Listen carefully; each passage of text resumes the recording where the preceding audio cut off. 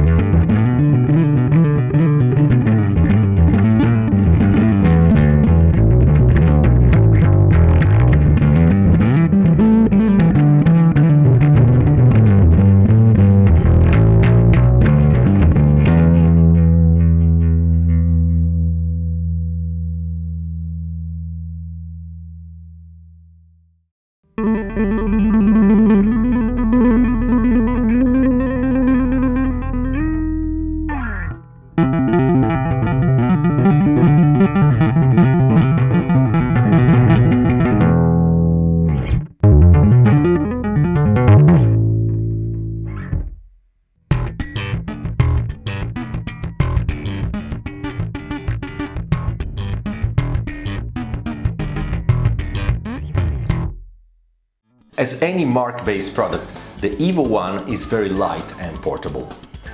It weighs just 3.2 kilograms or 7.05 pounds, and it's 36 centimeters wide, 10 centimeters high and 25.4 centimeters deep. It can be easily mounted on a 19 inches rack unit with the included rack ears.